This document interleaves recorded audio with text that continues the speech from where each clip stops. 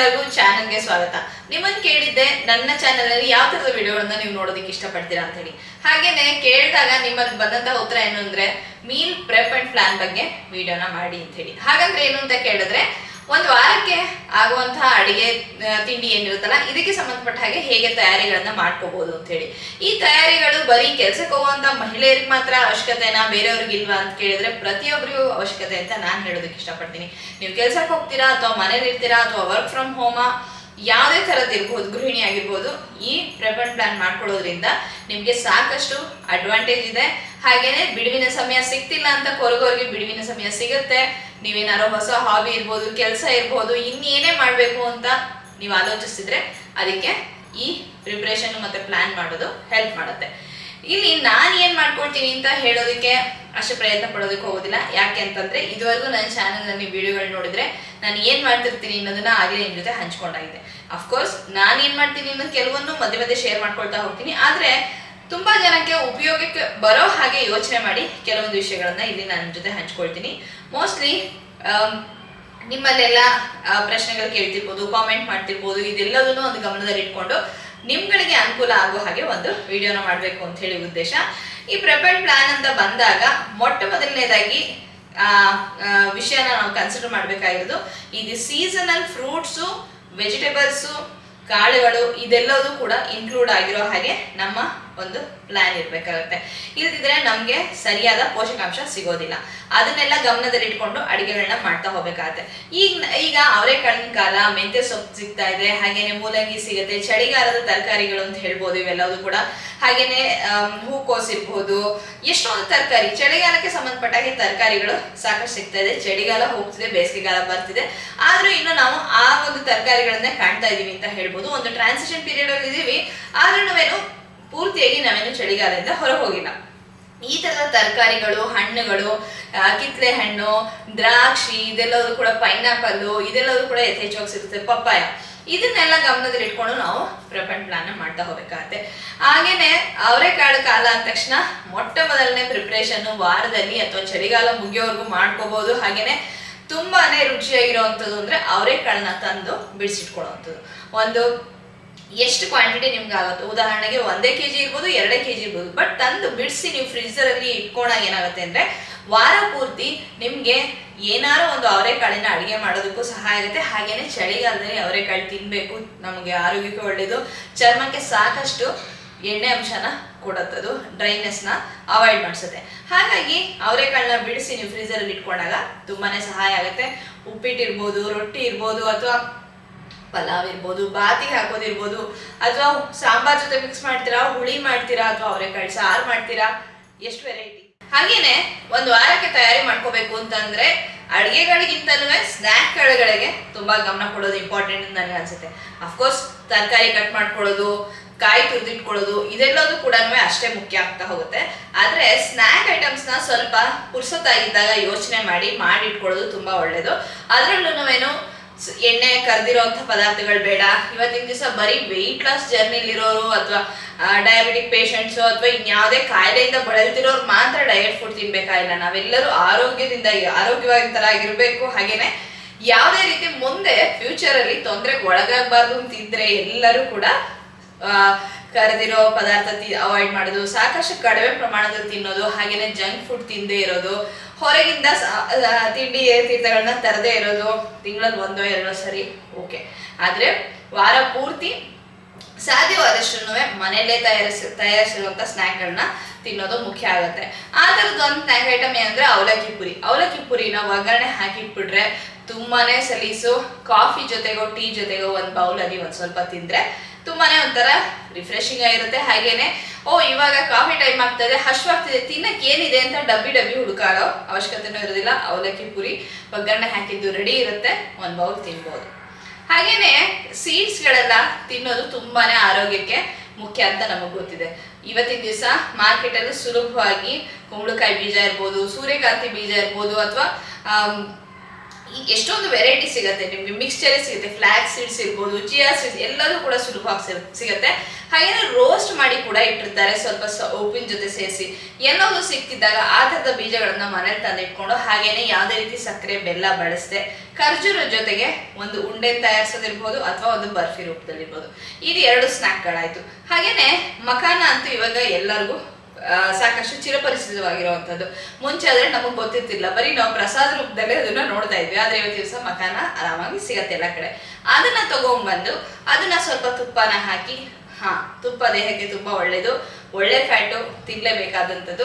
ಒಳ್ಳೆ ತುಪ್ಪನ ತಂದು ಸ್ವಲ್ಪ ತುಪ್ಪ ಜೊತೆಗೆ ಅದನ್ನ ಹುರಿದೋದಕ್ಕೆ ಸ್ವಲ್ಪ ಚಾಟ್ ಮಸಾಲನೋ ಸಾಲ್ಟು ಇದೆಲ್ಲದನ್ನು ಸೇರಿಸಿ ಈ ಸ್ನ್ಯಾಕ್ನ ಕೂಡ ಮಾಡ್ಕೋಬೋದು.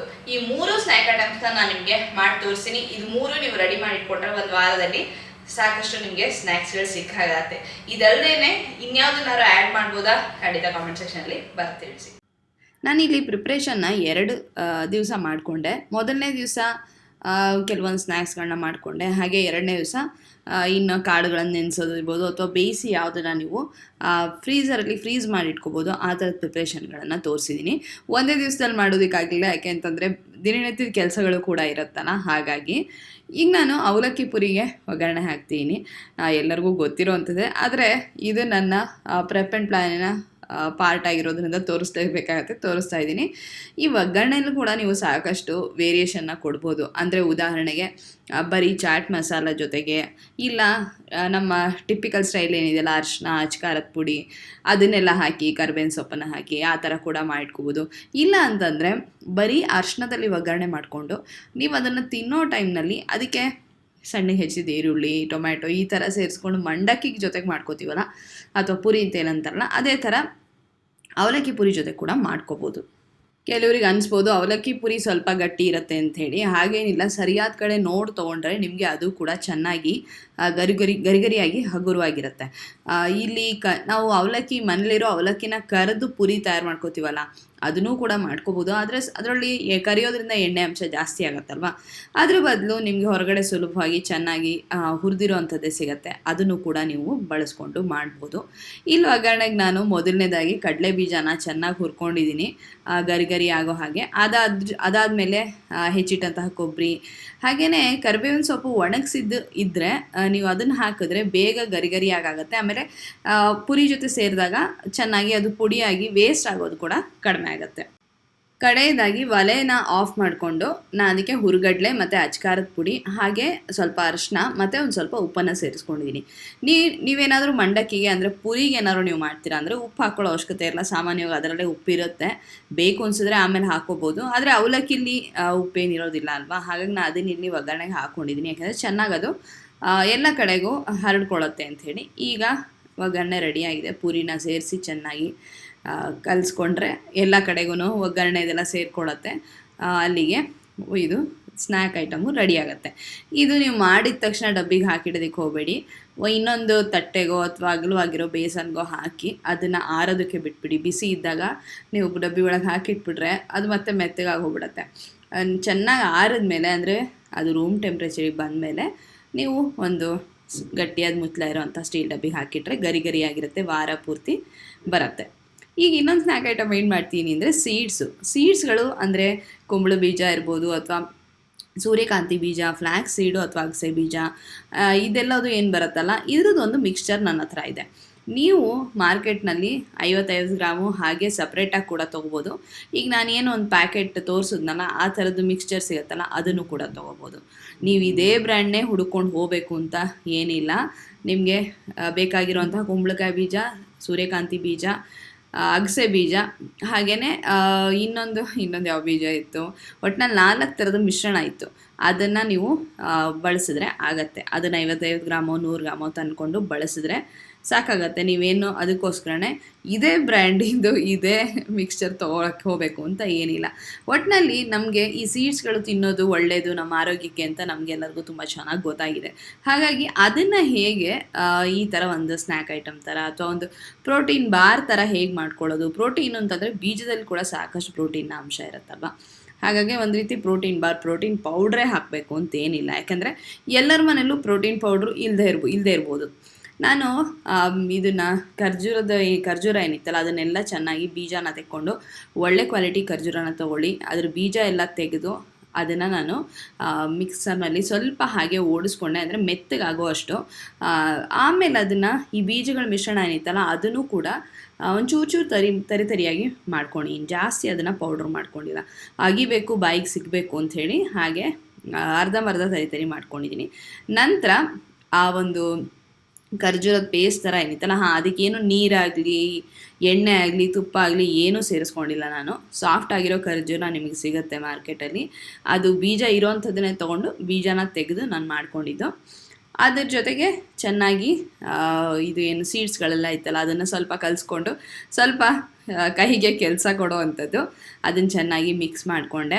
ನಿಮಗೆ ಕಲಿಸೋದಕ್ಕೆಲ್ಲ ಕಷ್ಟ ಆಗುತ್ತೆ, ಕೈಗೆ ಚುಚ್ಚಿದ ಹಾಗೆ ಆಗುತ್ತೆ ಅಂದರೆ ಒಂದು ಜಿಪ್ಲಾಕ್ ಕವರ್ನಲ್ಲಿ ಆ ಮಿಶ್ರಣನ ನೀವು ಹಾಕ್ಕೊಂಡು ನಿಧಾನಕ್ಕೆ ಹಿಟ್ಟನ್ನು ನಾದುತ್ತೀವಲ್ಲ ಆ ಥರ ಕೂಡ ನಾದ್ಕೊಂಡು ಕಲಿಸ್ಕೋಬೋದು. ನಾನು ಪ್ರಿಪ್ರೇಷನ್ ಮಾಡೋ ಹೊತ್ತಿಗೆ ಅದೆಲ್ಲ ಆದಮೇಲೆ ಅದನ್ನು ನಾನು ಹಾಗೆ ಮುಚ್ಚಿಟ್ಬಿಟ್ಟೆ. ಅದನ್ನು ಪೀಸ್ಗಳಾಗಿ ಕಟ್ ಮಾಡೋದಕ್ಕಾಗಲಿಲ್ಲ. ಇವಾಗ ಸಂಜೆ ಸಮಯ ಆಗಿದೆ, ಸೊ ಮಧ್ಯಾಹ್ನದ ಅಡುಗೆ ಊಟದ ಕಡೆ ಗಮನ. ಅಡುಗೆ ಆಗಿತ್ತು, ಊಟ ಹಾಗೆಯೇ ಹೊರಗೆ ಹೋಗೋ ಕೆಲಸ ಇದ್ರ ಮಧ್ಯೆ ಎಲ್ಲ ಈ ಕೆಲಸನ ಮುಂದುವರ್ಸೋಕ್ಕಾಗಲಿಲ್ಲ. ಈಗ ನಾ ಇದನ್ನು ಈ ರೀತಿ ಬೇಕ್ ಶೀಟ್ ಬರುತ್ತಲ್ಲ, ಈಕೋ ಬೇಕ್ ಅಂತೇಳಿ ಬರುತ್ತಲ್ಲ, ಇದರಲ್ಲಿ ಅದನ್ನು ಒತ್ಕೊಂಡು ಪೀಸಸ್ಗಳಾಗಿ ಕಟ್ ಮಾಡ್ಕೊಳ್ತೀನಿ. ಇದಿಲ್ಲ ಅಂದರೂ ಕೂಡ ನೀವು ಚಪಾತಿ ಒತ್ತೋ ಮಣೆ ಮೇಲೆ ಅಥವಾ ಚಾಪಿಂಗ್ ಬೋರ್ಡ್ ಮೇಲೆ ಸ್ವಲ್ಪ ತುಪ್ಪನ ಹಚ್ಕೊಳ್ಳಿ. ಜಾಸ್ತಿ ಹಚ್ಕೋಬೇಡಿ, ಸ್ವಲ್ಪ ಹಚ್ಕೊಂಡು ಅದನ್ನು ಚೆನ್ನಾಗಿ ಚಪಾತಿ ಲಟ್ಟಿಸ್ದ ಹಾಗೆ ಲಟ್ಟಿಸ್ಕೊಂಡು ಪೀಸ್ಗಳನ್ನು ಕಟ್ ಮಾಡ್ಕೋಬೋದು. ನಾನಿಲ್ಲಿ ಶೀಟ್ ಇತ್ತಲ್ಲ ಹಾಗೆಯೇ ತುಪ್ಪ ಎಲ್ಲ ಸೇರಿಸೋದು ಬೇಡ ಅಂಥೇಳಿ ಈ ರೀತಿ 2 ಶೀಟ್ಗಳ ಮಧ್ಯೆ ಇಟ್ಕೊಂಡು ಅದನ್ನು ಲಟ್ಟಿಸ್ಬಿಟ್ಟು ಪೀಸಸ್ನ ಕಟ್ ಮಾಡ್ತೀನಿ. ಇದು ತುಂಬಾ ಸುಲಭವಾಗಿ ಆಗುತ್ತೆ ಅಂಥೇಳಿ 4 ಥರದ ಬೀಜ ಇನ್ನೊಂದು ಸತಿ ಹೇಳ್ಬಿಡ್ತೀನಿ. ಒಂದು ಕುಂಬಳಕಾಯಿ ಬೀಜ, ಒಂದು ಸೂರ್ಯಕಾಂತಿ ಬೀಜ, ಇನ್ನೊಂದು ಫ್ಲ್ಯಾಕ್ಸ್ ಸೀಡು, 3 ಇತ್ತು. ಅದ್ರ ಜೊತೆಗೆ ನಾನು ಸ್ವಲ್ಪ ಪ್ರಮಾಣದ ಇದನ್ನು ಸೇರಿಸ್ಕೊಂಡಿದ್ದೆ, ಇನ್ನೊಂದು ಕಲ್ಲಂಗಡಿ ಹಣ್ಣಿನ ಬೀಜ ಬರುತ್ತಲ್ಲ ಅದನ್ನು ಸ್ವಲ್ಪ ಪ್ರಮಾಣದಲ್ಲಿ ಸೇರಿಸ್ಕೊಂಡಿದ್ದು. ಅದು ಕೂಡ ಸ್ವಲ್ಪ ಹುರಿದು ಸೇರಿಸ್ಕೊಂಡಿದ್ದೀನಿ. ಯಾವಾಗಲೂ ಅಷ್ಟೇ ಸ್ವಲ್ಪ ಅದನ್ನು ಹಾಗೆ ಹುರ್ಕೊಂಡು ಗರಿಯಾಗಿ ಮಾಡಿಕೊಂಡು ನೀವು ಸೇರಿಸ್ಕೋಬೇಕಾಗತ್ತೆ. ನೀವು ಸಪ್ರೇಟಾಗಿ ತಂದಿದ್ದರೆ ಎಲ್ಲದನ್ನು ಕೂಡ ಸಣ್ಣ ಉರಿಲಿ ಹುರ್ಕೊಳ್ಳಿ, ಸ್ವಲ್ಪ ಗರಿಯಾಗತ್ತೆ, ಆರಲಿ, ಆಮೇಲೆ ನೀವು ಅದನ್ನು ಪುಡಿ ಮಾಡಿಕೊಂಡು ಈ ರೀತಿಯಾಗಿ ಮಾಡ್ಬೋದು. ಈ ಶೀಟಲ್ಲಿ ಈ ರೀತಿಯಾಗಿ 2 ಕಡೆ ಇಟ್ಕೊಂಡು ಒತ್ತಿದಾಗ ಅಂಟೋ ಸಾಧ್ಯತೆ ಎಲ್ಲ ಕಡಿಮೆ ಅಲ್ವಾ, ಸುಲಭವಾಗಿ ಆಗೋಗುತ್ತೆ. ಆಮೇಲೆ ಇನ್ನೊಂದು ಏನು ಮಾಡಿದೆ ಅಂದರೆ ನಾನು ಇಲ್ಲಿ ಅಂಚನ್ನೆಲ್ಲ ಕಟ್ ಮಾಡಿಕೊಂಡು ಮಧ್ಯದಲ್ಲಿ ಇಟ್ಕೊಂಡು ಮತ್ತೆ ಒತ್ಕೊಂಡಿದ್ದೆ. ಹಾಗಾಗಿ ಕರೆಕ್ಟಾಗಿ ಸ್ಕ್ವೇರ್ ಶೇಪ್ ಬಂದಿದೆ ಅಷ್ಟೇ. ಯಾವುದೇ ಶೇಪ್ ಬಂದರೂ ಕೂಡ ಅಂಚಲ್ಲಿ ಏನಿರುತ್ತಲ್ಲ ಅದು ಹೇಗೋ ಸೊಟ್ಟ ಇರುತ್ತಲ್ಲ ಅದನ್ನೆಲ್ಲ ಕಟ್ ಮಾಡಿ ಮಧ್ಯಕ್ಕೆ ಸೇರಿಸ್ಕೊಂಡು ಮತ್ತೆ ಒತ್ಕೊಳ್ಳಿ. ಆವಾಗ ನಿಮಗೆ ರೆಕ್ಟ್ಯಾಂಗಲ್ ಶೇಪ್ ಬೇಕೋ ಸ್ಕ್ವೇರ್ ಶೇಪ್ ಬೇಕೋ ಯಾವ್ದು ಬೇಕಾದ್ರೂ ಬರುತ್ತೆ. ನಾನಿಲ್ಲಿ ಹೇಳಿದ್ದು ನಿಮ್ಗೆ ಅರ್ಥ ಆಯಿತು ಅಂತ ಅಂದ್ಕೊಂಡಿದ್ದೀನಿ. ಈಗ ಇದನ್ನು ಕಟ್ ಮಾಡಿಬಿಟ್ಟು ನೀವು ಬೇಕಾದರೆ ದೊಡ್ಡ ಚಾಕ್ಲೇಟ್ ಬಾರ್ಗಳು ಬರುತ್ತಲ್ಲ ಆ ಸೈಜಲ್ಲಿ ಕಟ್ ಮಾಡಿ ಅದನ್ನು ಅಲ್ಯೂಮಿನಿಯಂ ಫಾಯಿಲ್ ಅದರಲ್ಲಿ ರ್ಯಾಪ್ ಮಾಡಿಟ್ಟು ಮಕ್ಕಳಿಗೆ ಒಂಥರ ಫ್ಯಾನ್ಸಿಯಾಗಿ ಕಾಣೋ ಹಾಗೆ ಸ್ಕೂಲಿಗೆ ಕೊಟ್ಟು ಕಳಿಸ್ಬೋದು. ಚಾಕ್ಲೇಟ್ ತಿನ್ನೋದ್ರ ಬದಲು ಇದನ್ನು ತಿನ್ನಿ ಅಂತ ಅದನ್ನು ರ್ಯಾಪರ್ ಓಪನ್ ಮಾಡಿಕೊಂಡು ಚಾಕ್ಲೇಟ್ ತಿಂದ ಹಾಗೆ ಒಂದು ಫೀಲ್ ಕೊಡುತ್ತಲ್ವ, ಮಕ್ಳಿಗೆ ಕೂಡ ಖುಷಿ ಆಗುತ್ತೆ. ನಾನಿಲ್ಲಿ ಚಿಕ್ಕ ಸ್ಕ್ವೇರ್ ಪೀಸಸ್ನ ಕಟ್ ಮಾಡ್ತೀನಿ. ಯಾವ ಶೇಪ್ನಲ್ಲಿ ಕಟ್ ಮಾಡಿಕೊಂಡು ನೀವು ಇದನ್ನು ಒಂದು ಡಬ್ಬಿಗೆ ಹಾಕಿ ಎತ್ತಿಟ್ಕೊಂಡ್ರೆ ಆರಾಮಾಗಿ 1 ವಾರ ಇರುತ್ತೆ. ಇದನ್ನು ನೀವು ಬೇಕಾದರೆ ಮಕ್ಕಳಿಗೆ ಅಂದರೆ ಹಾಲೆಲ್ಲ ಕುಡಿತಾರೆ ಅಂದರೆ ಅದಕ್ಕೂ ಮುಂಚೆ ಒಂದು ತಿಂದ್ಬಿಟ್ಟು ಹಾಲು ಕುಡಿಯೋದಕ್ಕೆ ಕೊಡ್ಬೋದು, ಚೆನ್ನಾಗಿ ಅನಿಸುತ್ತೆ ಬಾಯಲ್ಲಿ ರುಚಿ. ಇಲ್ಲ ಹಶ್ವಾದಾಗ ಸ್ನ್ಯಾಕ್ ಥರ 1 ಪೀಸ್ ತಿನ್ಬೋದು, 2 ಪೀಸ್ ತಿನ್ಬೋದು, ಏನೂ ತೊಂದರೆ ಇಲ್ಲ. ಜೊತೆಗೆ ಸೀಡ್ಗಳಲ್ಲಿ ಒಳ್ಳೆ ನಮಗೆ ನಮ್ಮ ದೇಹಕ್ಕೆ ಬೇಕಾಗಿರುವಂಥ ಒಳ್ಳೆ ಅಂಶ ಇರುತ್ತೆ, ತಿಂದ ಹಾಗೆ ಕೂಡ ಆಗುತ್ತೆ.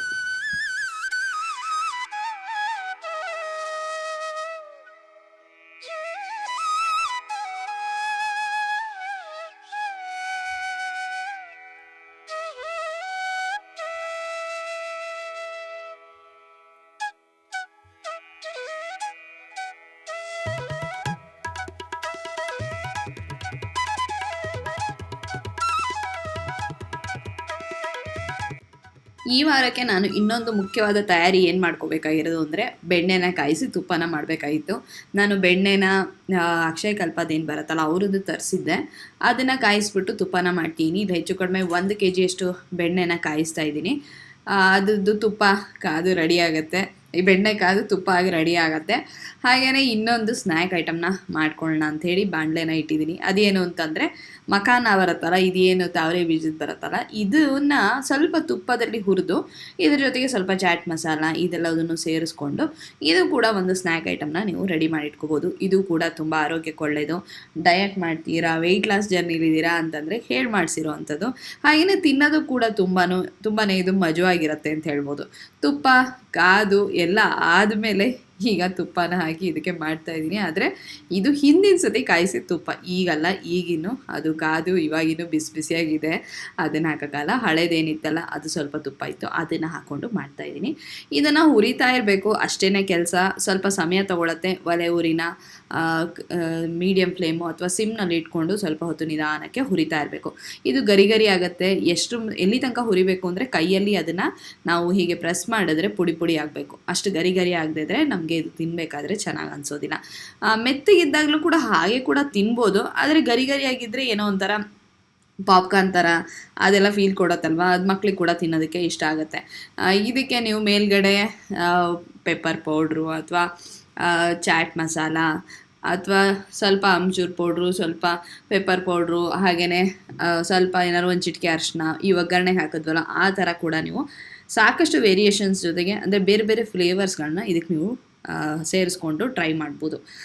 ತುಂಬಾ ಚೆನ್ನಾಗಿರುತ್ತೆ. ಒಂದು ಬೌಲ್ ಅಷ್ಟು ತಿಂದರೆ ಸಾಕಷ್ಟು ಒಂಥರ ಅಂದರೆ ಏನಾರೋ ಸ್ನ್ಯಾಕಿಂಗ್ ಮಾಡಬೇಕು ಅಂತಂದಾಗ ಒಳ್ಳೆಯದು ಕೂಡ ಇದು.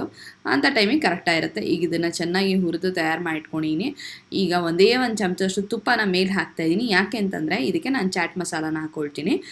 ಆವಾಗ ಅದು ಸರಿಯಾಗಿ ಎಲ್ಲ ಕಡೆ ಅಂಟ್ಕೊಳತ್ತೆ, ಅಂದರೆ ಪ್ರತಿಯೊಂದು ಕಾಳಿಗೂ ಅಂಟ್ಕೊಳತ್ತಲ್ಲ. ಹಾಗಾಗಿ ಸ್ವಲ್ಪ ತುಪ್ಪನ ಹಾಕಿ ಚಾಟ್ ಮಸಾಲಾನ ಹಾಕಿ ಒಂದು ಸತಿ ಮಿಕ್ಸ್ ಮಾಡಿಬಿಟ್ಟು ತೆಗೆದುಬಿಡ್ತೀನಿ. ಒಲೆ ಉರಿನ ಆಫ್ ಮಾಡಿದ್ದೀನಿ ನಾನು, ಯಾಕೆಂದರೆ ಸಾಕಷ್ಟು ಬಾಣಲೆನೇ ಬಿಸಿ ಇರುತ್ತಲ್ವ. ಹಾಗಾಗಿ ಮತ್ತೆ ಒಲೆ ಉರಿನೂ ಆನ್ ಆಗಿದ್ದು ಶಾಖನೂ ಬರ್ತಿದ್ರೆ ಚಾಟ್ ಮಸಾಲ ಎಲ್ಲ ಸೀದು ಹೋಗ್ಬಿಡುತ್ತೆ. ಹಾಗಾಗಿ ಈ ರೀತಿ ಆದಮೇಲೆ ಇದನ್ನು ಕೂಡ ನೀವು ಆರೋದಕ್ಕೆ ಇಟ್ಕೊಳ್ಳಿ. ಆಮೇಲೆ ಒಂದು ಬಾಟ್ಲಿಗೋ ಅಥವಾ ಟಪ್ಪರ್ವೇರ್ ಬಾಕ್ಸ್ಗೋ ಒಟ್ಟಿನಲ್ಲಿ ಮುಚ್ಚಲ ಟೈಟಾಗಿರಬೇಕು. ಆ ಥರದಕ್ಕೆ ನೀವು ಇದನ್ನು ಹಾಕಿ ಎತ್ತಿಟ್ಕೋಬೋದು.